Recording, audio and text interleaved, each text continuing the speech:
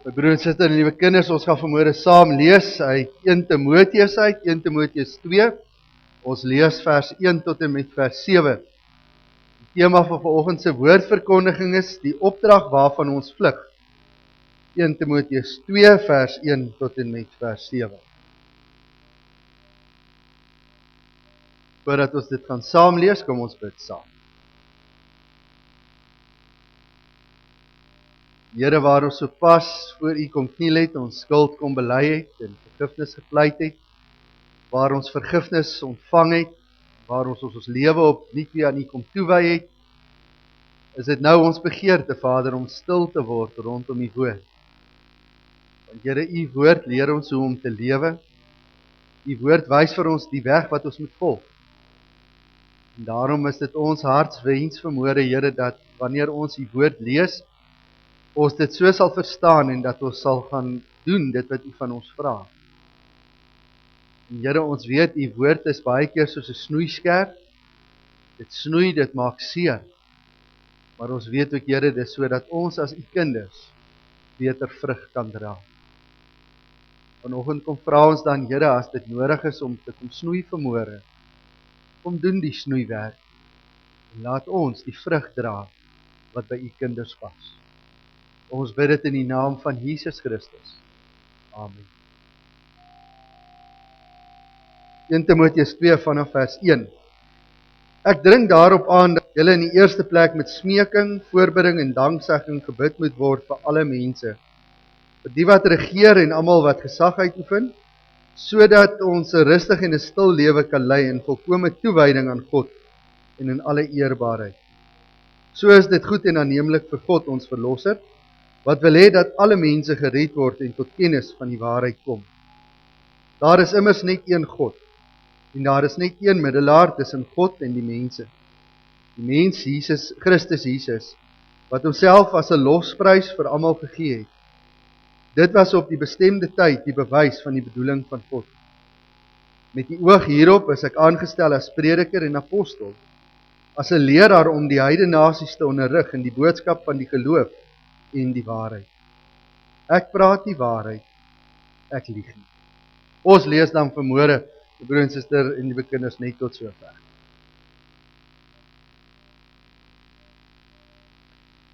My broer en suster en liewe kinders, in die Bybel wat ons natuurlik glo die woord van God is, die Bybel wat ons natuurlik ook glo die geopenbaarde wil van God is, waarin ons die Here se wil leer ken, volgens 2 Timoteus 3, die Bybel wat dan ook deur die Here self geïnspireer is, deur die Heilige Gees en tot stand gekom het, en dat die Bybel die waarheid is, en dat die Bybel ons in ons daaglikse lewe wil lei en wil leer, soos wat ons ook in 2 Timoteus 3 lees. My broer en suster, in hierdie einste Bybel is daar 'n paar Jona opdragte. Nou wonder jy seker maar, wat bedoel ek dan nou vanmôre as ek praat van 'n Jona opdrag? My broer en suster, dit is eintlik baie eenvoudig. Soos wat Jona 'n opdrag gekry het om na Ninive toe te gaan en vir die bevolking in Ninive te gaan sê, dat die Here gaan kom en die Here gaan julle kom oordeel. En Jona nie daarvoor kans gesien het nie, en Jona besluit het, nee, wat kom ek vlug eerder weg van hierdie opdrag af, kom ek gaan eerder na die stad Tarsus toe, dan hoef ek nou nie vir hierdie mense hierdie onheil boodskap te gaan bring nie. Broer en suster, so is daar baie opdragte in die woord van die Here, wat ek en jy ook eerder van probeer vlug. Opdragte wat ons ook vir onsself sê, maar weet jy, ek sien nie regtig kans om te doen dit wat die Here in sy woord vir my sê. Waar ons eintlik vir die Here met 'n groot harde nee wil sê, Here, ek vlug eerder Tarsus toe, maar ek gaan nie doen dit wat U van my vra nie. My broer en suster en liewe kinders, een van daardie opdragte, dink ek is juis 1 Timoteus 2, vers 1 tot 2. Daar staan, ek dring daarop aan, dat daar in die eerste plek met smeking, voorbidding en danksegging gebid moet word, vir alle mense, vir die wat regeer, en vir almal wat gesag uitoefen. Broer en suster, kom ons wees vanmôre eerlik.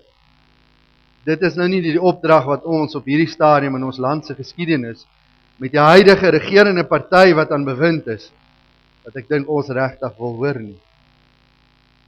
Hierdie opdrag wat vir ons kom sê, julle moet op hierdie stadium vir die leiers in julle land nou kom bid.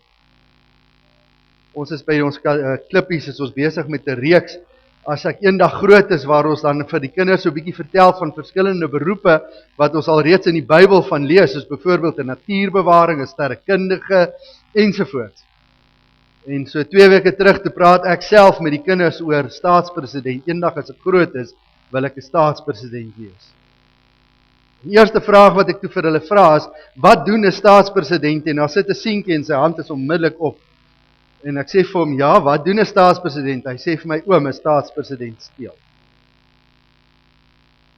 En my broer en suster, die hartseer is, as dit die beeld is wat ons kinders het van die leiers in ons land, dan is dit nogal dat dit vir ons dit moeilik maak. En dan maak dit juist dan ook hierdie opdrag wat ons hierso het, om te sê, maar kom ons bid vir die leiers van ons land, my broer en suster, dan maak dit nog moeiliker. Want hoe bid ek dan vir daardie mense wat ek so 'n negatiewe prentjie voor het, dat selfs die kinders op so 'n eerlike manier so 'n antwoord vir my kon gee. Maar my broer en suster, voor jy vanmôre besluit om jou pakkies bymekaar te vat en Tarsus toe te vlug, voordat jy vanmôre besluit om vir die Here te sê, Here, ek sien vir alles kans, maar Here, vir hierdie opdrag sien ek nie kans nie. My broer en suster, kom gee vanmôre vir my net 'n geleentheid, dat ek vir u kan verduidelik wat die Here se bedoeling met hierdie hele opdrag is. Kom ons gaan kyk mooi na 1 Timoteus 2 vers 1 tot 7. En ek gaan dit vanmôre, my broer en suster, van 'n totale ander hoek af benader. Ek gaan nie vanmôre by die eerste 2 verse begin wat sê, maar dit is die opdrag wat die Here vir ons gee nie. Nee, ek wil vanmôre agter begin. Ek wil by vers 7 begin. En dan wil ek van vers 7 af wil ek terugwerk en dan wil ek eindig by daardie vers 1 en 2, daai Jona opdrag wat die Here vir my en vir jou gee. Kom ons begin dan vanmôre by vers 7 en dan vra ons vanmôre vir onsself die vraag af, maar my suster, hoekom is ek en jy hier? Wat ek daarmee bedoel, my broer en suster, wat is my en jou funksie van om Christen gelowiges hier in Suid-Afrika te wees? Hoekom is ek en jy lidmate van hierdie gemeente? En hoekom glo ons in die Here en hoekom het die Here ons juis hier geplaas in Heidelberg in Suid-Afrika op hierdie stadium? En my broer en suster, as ek vers 7 gaan lees, dan is dit vir my baie duidelik dat die Here het ons hier geplaas, my broer en suster, omdat die Here ons in hierdie wêreld, in hierdie dorp en in hierdie land waar ons is, dat die Here ons hier wil stuur. Met ander woorde kan ons dit maar vanmôre sê, ons is nie hier nie. My broer en suster, ek en jy is deur die Here gestuur om hierso te wees. Kom ons lees vers 7. Paulus sê, juist daarom het God my aangestel om vir al die nasies wat nog nie van hom gehoor het nie, die waarheid te vertel oor sy seun Jesus, sodat hulle ook in hom kan glo. Julle kan dit gerus maar glo, want ek sal nie vir julle lieg nie. Broer en suster, hoor jy mooi wat sê Paulus? Hy sê ons is hier, omdat ons hier waar God ons geplaas het, so moet lewe, dat hulle wat die Here nog nie ken, en hulle wat nog nie in die waarheid wandel nie, dat hulle die Here sal leer ken, en dat hulle ook hopelik tot insig sal kom om self ook te besluit om in die waarheid van die Here te leef. Met ander woorde, elke persoon wat verby hierdie kerkgebou stap in die week, moet sê, maar hierso is mense wat die enigste lewende God aanbid. Mense wat in jou daaglikse lewe 'n gesprek met jou het, moet in jou gesprek so kan aflei, dat jy glo dat God is die enigste lewende God. En as dit nie in woorde is nie, moet hulle dit in jou dade sien, dat jy oortuig is, God is waaragtig, soos die vroeër predikante jare sou gesê het, dat hy is die enigste lewende God. Daarom kom hy in vers 5 tot 6, en ek lees uit die boodskap uit, Paulus sê, daar is mos net een God, en daar is net een mens wat ons kan help, om by God uit te kom, en dit is Christus Jesus. Hy het die prys betaal wat nodig was, sodat ons saam met God weer reg kon wees. Ja, hy het homself daarvoor gegee. Op die regte tyd het hy gewys dat God mense graag by hom wil hê. Sien my broer en suster, God het 'n wonderlike plan. God se plan is om vir elke mens in hierdie wêreld God te wees. En omdat elke mens in hierdie wêreld moet weet dat God is lief vir ons. En dat God wil hê ons moet hom dien. En dat God wil ons moet so verkondig dat hulle sal weet, Jesus is die Christus. Nie Mohammed nie. Nie die Joodse geloof nie die Hindoe geloof nie die watse geloof, Boeddhisme, noem dit maar. Nie een van hulle nie, maar die God wat ek en jy aanbid. God het my en jou deel gemaak van sy groter plan. En kan ons sy plan beter verwoord, my broer en suster, as juis in vers 4, dat alle mense gered word en tot kennis van die waarheid kan kom. My broer en suster, ek wil dit weer vanmôre sê. Ons is nie hier om mekaar warm te bak. Ons is nie hier 'n deel van 'n gemeente omdat dit vir ons lekker is om net by mekaar te kom. Ons is nie maar net bloot hier, my broer en suster, amper soos 'n sosiale klap of 'n ontspanningsoord waar ons by mekaar kom nie. Ons is hier omdat die Here ons bestuur het met 'n bepaalde oproep, met 'n bepaalde boodskap vir hierdie wêreld. Broer en suster, jy en ek is deel van God se plan. Dis hoekom jy hier is. Dis hoekom God jou geroep het en jou deel van 'n gemeente gemaak het. Dis hoekom Klipkerk hier is. Ons is nie hier om net 'n mooi gebou in die middel van die dorp te wees nie. My broer en suster, ons is hier om daadwerklik 'n verskil in die lewe te maak. Nou as ons dan vanmôre sê, maar goed, nou verstaan ons dat ek en jy deel van God se groter plan is om vir hierdie wêreld en vir hulle wat nog in die donker wandel, om vir hulle lig te bring en dat die Here vir ons wil gebruik. Dan moet ons vanmôre vir mekaar sê, my broer en suster, maar om dit te kan doen, om daadwerklik die lig vir die Here te kan wees en vir mense na die Here toe te kan lei, is dit nodig dat die grond waarin ons werk, dat dit gunstig sal wees. Wat bedoel ek daarmee? My broer en suster, dat daar rustigheid en kalmte rondom ons sal wees, sodat ons die werk vir die Here kan gaan doen. Kan ek Paulus se woorde gebruik? Sodat ons 'n rustige en 'n stil lewe sal kan lei. Die boodskap vertaal sodat daar rus en vrede sal wees. Want jy sien, my broer en suster en liewe kinders, wanneer ek en jy rus en vrede rondom ons het en in ons het, dan kan ons dit doen waartoe God ons geroep het. Nou is die vraag, my broer en suster, maar wat verstaan ons onder hierdie rus en wat verstaan ons onder hierdie vrede en rustigheid? Ek dink rus en vrede, my broer en suster, kom van twee plekke af. In die eerste plek kom dit uit ons innerlike, met ander woorde uit daardie wete wat ek het, ek is 'n kind van God. Daardie wete wat ek het, ek gaan hemel toe, daardie wete dat ek saam met die Here deel vorm van hierdie groot plan. En dat daar niks en niemand is wat skeiding kan maak tussen my en die Here. Daarom het ek hierdie rustigheid, ongeag omstandighede, te weet dat daar is vrede tussen my en God. Maar dan weet ons ook, my broer en suster, dat rus en vrede ook baie keer maar bepaal word deur uiterlike dinge. Ja, deur daardie dinge wat eintlik rondom ons dan nou besig is om te gebeur. Nou weet ons dat ons uiterlike omstandighede, my broer en suster, is daardie dinge waaroor ek en jy ons nie eintlik beheer het nie. Want dit is die samelewing waarin ons leef. En huidiglik as ons daardie samelewing moet beskryf, dan sal ons sê, dis 'n samelewing van opstande, betoging, korrupsie, misdaad, geweld, wetteloosheid, noem dit nou maar op. En dan sê ons vir mekaar, maar hierdie omstandighede kom steel eintlik ons vrede. Dit maak eintlik dat daar nie rus kan wees nie, en dit maak dit so moeilik om die evangelie van Jesus Christus te gaan verkondig. My broers en susters, kom ons wees eerlik. As jou omstandighede rondom jou, buite jou beheer, jou omkrap, dan is jy nie lus om die evangelie te verkondig. Dan is jy nie lus vir daardie mense wat jou roof en besteel en lieg en bedrieg, om vir hulle die boodskap van Jesus Christus te gaan verkondig. Maar my broer en suster, juist daarom moet ons dan begin bid.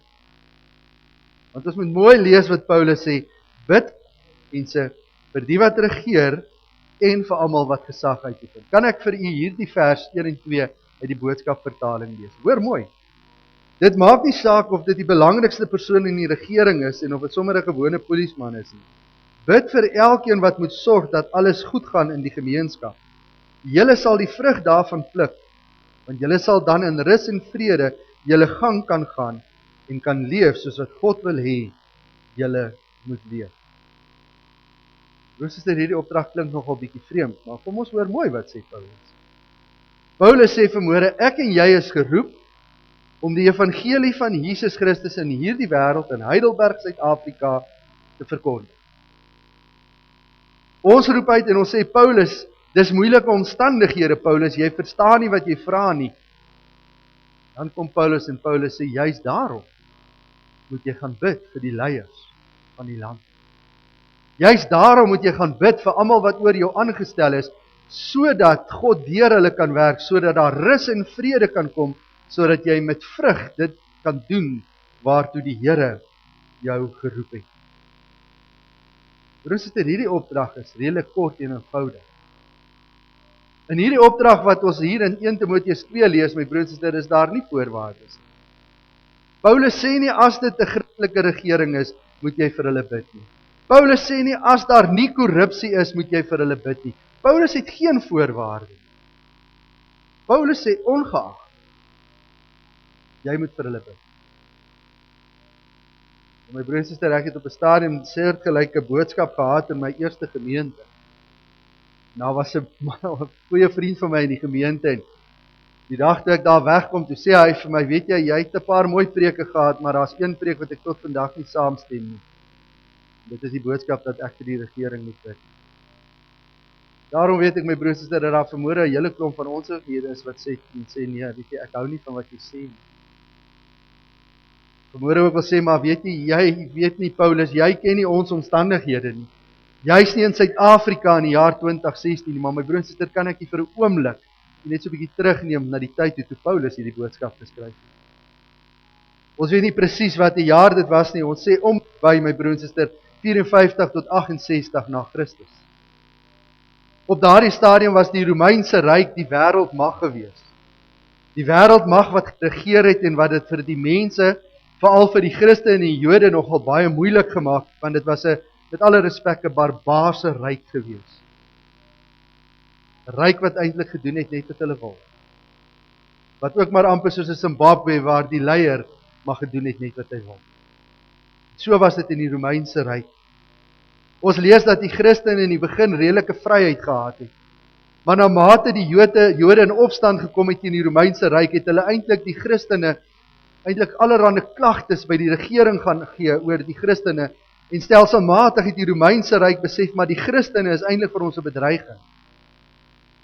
En so het hulle begin om die Christene te vervolg, een aan die ander. En die vervolging het al hoe groter en groter geword. Dit het naderhand so groot geword dat Christene gevang is en doodgemaak is.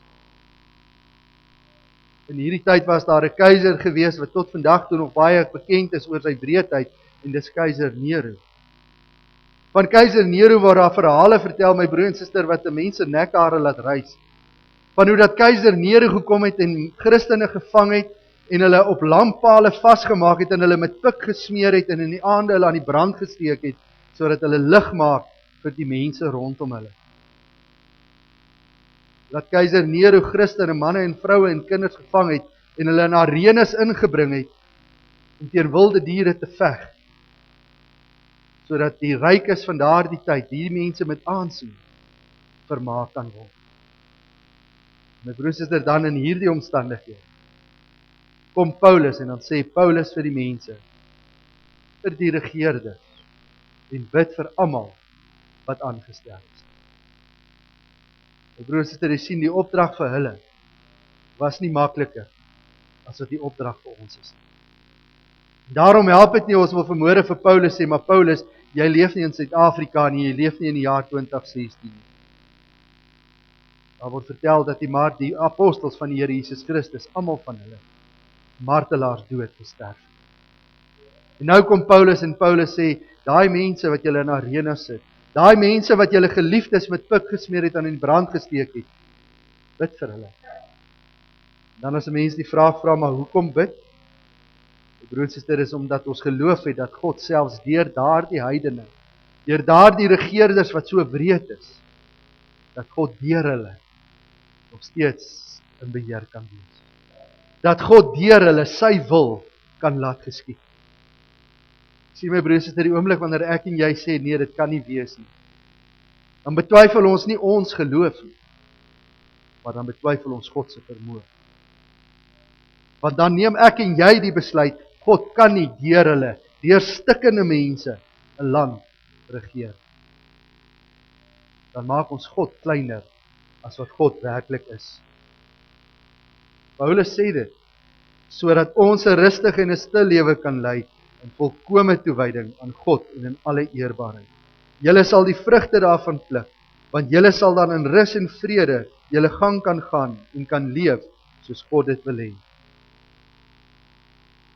Broers en susters, dis tot jou eie voordeel as jy gaan begin bid vir die leiers van die land. Want dan maak jy die moontlikheid oop dat God deur hulle in hierdie land kan regeer. Vraag is natuurlik, glo ons dit? My broers en susters, dis niks niets nie. Kan ek so 'n bietjie terugvat na 'n gedeelte in die Bybel toe, die boek Daniël? Die volk van die Here word in ballingskap weggevat na Babilonië toe. Daniël en sy vriende word in die paleis van die koning ingebring, sodat hulle geleer word in die taal en die kultuur van die Babiloniërs. Dan as hulle van die koning se kos moet eet, dan kom Daniël en sy vriende, dan sê hulle, maar asseblief, ons kan ons nie onreinig met hierdie kos nie. Geef vir ons net toestemming, doen 'n proefneming dat ons nie van hierdie kos sal eet nie. En dat ons nog steeds net so goed en intelligent sal wees soos van tevore. En dan wat lees ons, my broer en suster, in Daniël 1 vers 9? God het die hoofpaleisbeampte gunstig en simpatiek gestem teenoor Daniël. Ons ken die verhaal van Daniël verder, dat selfs Nebukadneser op 'n stadium erken en sê, die enigste lewende God is die God van Daniël, Sadrag, Mesach en Abednego. Ons lees dat koning Darius, die Persiese koning, ook vir Daniël die toestemming gee om sy God te kan aanbid. Inteendeel, hy het 'n nag wat hy kan slaap nie, omdat Daniël in 'n leeukuil is. En as hy hom daar uithaal, dan sê hy, ek erken dat jou God die enigste God is. En wat het Daniël gedoen? Daniël het geglo dat sy God in 'n vreemde land met vreemde konings kan regeer. Broers en susters, as Israel weggevoer word in ballingskap, dan lees ons in Jeremia 29 vers 7, hoor mooi die opdrag, bevorder die belange van die stad waarin ek julle in ballingskap weggevoer het. Bid tot my, tot daardie stad, want sy belange is ook julle belange. 'n Opdrag wat die Here vir hulle gee en sê, ek vat julle nou weg Babilonië toe. Dis julle ballingskap omdat julle ongehoorsaam is, maar weet julle wat? Bid vir daardie stad, bid vir daardie mense, want weet julle wat? Hulle belange is nou julle belange. Ek sal deur hulle nog steeds regeer. Broer en suster, en so sal ons voorbeelde in die Bybel met u kan deel. Hoe dat God groter is as politieke leiers. Hoe dat God groter is as heidene wat 'n land regeer. Want God het beloof, hy sorg vir sy kinders. En hier sit sy kinders. Vraag is, glo ek en jy dit? Glo ons daadwerklik dat God deur leiers 'n verskil in hierdie land kan maak? Deur heidense leiers, deur moslemleiers, deur hindoe leiers, deur leiers wat besig is om Afrika voorvaderverering te doen. My broers en susters, glo ek en jy dat ons God so groot is, dat hy deur hulle 'n verskil sal maak? As ek en jy vanmôre sê, nee, ons gaan nie bid nie, my broers en susters, dan maak ons God klein. Maar as ek en jy vanmôre sê, nee, ons God is almagtig, ons God is groot, dan het ek en jy nie 'n keuse nie. Dan sal ons ook vir hulle begin bid. My broer en suster, bid vir die leiers in ons land. Kan ek vanmôre vir u vra, my broer en suster, bid vir die leiers van die kerk, by name die leiers van die NG Kerk. Ja, hulle het ons almal kwaad gemaak die afgelope week. Met al die berigte wat ons weer in die koerante gelees het, my broer en suster, almal van ons se nekhare staan weer in die lig. My broer en suster, laat ons vir hulle begin bid. Daar word in die kerk van die NG Kerk word daar gepraat van skering. Broer en suster, ons weet nie waarvan ons praat. Kom ons bid vir daardie man en vroue wat ons kerk moet lei. En al stem ons nie saam met wat hulle sê nie, kom ons vra, Here, lei hulle op die regte pad, lei hulle in die waarheid, Here. U kan dit doen. Kom ons bid, my broer en suster, vir hulle wat jou werkgewer dalk is. Dalk hulle wat vir jou werk. Kom ons bid vir die onderwys in ons land. Ja, vir ons jong mense wil ek vanmôre sê, kom bid vir daai meneer en juffrou wat dalk nie die geliefde persoon op hierdie stadium in jou lewe is nie, begin om vir hulle te bid. Nou die dag vra ek vir my belydennisklas, moet ons onderwysers respek en eerbied voor hê? Toe kom daar skokkende antwoord, ja, as hulle dit verdien. Suster, die Here sê in sy woord, eer hulle wat oor jou aangestel is. Ongeag wie hulle is. Hulle is verseker nie volmaakte mense nie, maar hy eerbied en hy respek vir hulle juis, omdat jy 'n kind van God is. Kom ons as gesinne begin bid vir ons raadslede. Kom ons begin bid vir ons burgemeester. Kom ons begin bid vir die departement. Kom ons begin bid vir ons staatspresident. Broer en suster, daar's vir ons nie veel van die keuse nie. Ons sal moet begin bid. Ek sluit af. Lyk die wêreld soos wat hy lyk? Dalk nie juis omdat ons nie vir die leiers meer bid nie. Ja, ons is vinnig om klippe te gooi. Ons is vinnig om apaties te raak, ons rug te draai en weg te stap.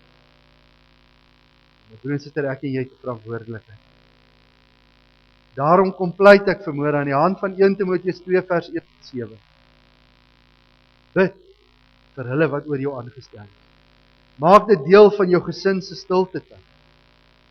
En as dit moet, bid vir hulle by die name. Hoekom, my broer en suster? Want die Here sê vir ons, julle sal die vrugte daarvan pluk. Want julle sal dan in rus en vrede julle gang kan gaan en kan leef soos God wil hê julle moet leef. Amen.